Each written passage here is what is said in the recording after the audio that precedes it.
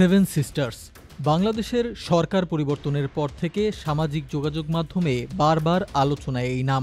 মূলত অন্তর্বর্তীকালীন সরকারের প্রধান উপদেষ্টা ডক্টর মোহাম্মদ ইউনূসের একটি বক্তব্যের পর সামনে আসে বিষয়টি।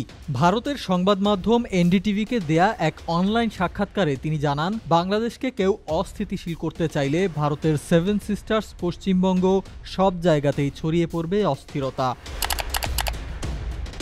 মূলত ভারতের উত্তর পূর্বাঞ্চলের 7টি রাজ্যকে বলা হয় সেভেন সিস্টার্স বা 7 বোন। গোটা ভারতের মোট রাজ্য সংখ্যা 28টি, যার মধ্যে ভারতের কেন্দ্রশাসিত রাজ্য মাত্র 5টি, বাকি রাজ্যগুলো স্বায়ত্তশাসিত।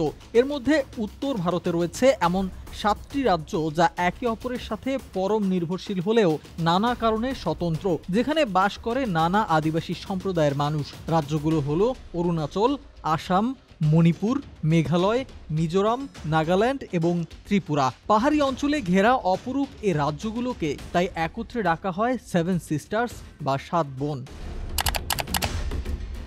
মূলত 1972 সালে এই 7টি রাজ্যকে সেভেন সিস্টার্সের মর্যাদা দেয়া হয়। পূর্বে এ অঞ্চল ভারতের অন্তর্ভুক্ত না থাকলেও আসামের মাধ্যমে এ সময় ভারতের সাথে যুক্ত হয় এ রাজ্যগুলো। সেভেন সিস্টার্সের 4টি রাজ্যের সাথেই রয়েছে বাংলাদেশের সীমানা সংযোগ, যার ফলে রাজ্যসমূহের সাথে ভারতের যোগাযোগ ও নিয়ন্ত্রণ অনেকাংশেই নির্ভর করছে বাংলাদেশের উপর।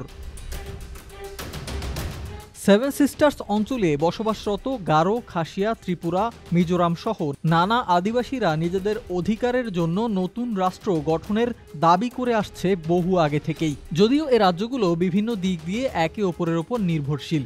সংস্কৃতি, ধর্ম, কৃষ্টি, কালচার এক না হলেও রাজনীতি, অর্থনীতি নানা ক্ষেত্রেই মিল রয়েছে তাদের। এই 7টি রাজ্য একত্র করলে মোট আয়তন দাঁড়ায় 2,62,184 বর্গ কিলোমিটার, যা বাংলাদেশের মোট আয়তনের প্রায় দ্বিগুণ। এই 7টি রাজ্য চতুর্দিক দিয়ে অন্যান্য রাষ্ট্রের স্থলভাগ দিয়ে বেষ্টিত, ফলে ভারতের মূল ভূখণ্ডের সাথে এ রাজ্যগুলোর যোগাযোগ রক্ষা করার একমাত্র মাধ্যম মাত্র 60 কিলোমিটার দৈর্ঘ্যের একটি সরু পথ, যাকে বলা হয় চিকেন নেক করিডর, যা বাংলাদেশের উত্তরের জেলা পঞ্চগড়ের সাথে সরাসরি সংযুক্ত।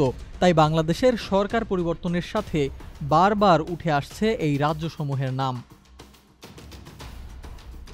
সিফাত মাহমুদ, মেট্রো টিভি।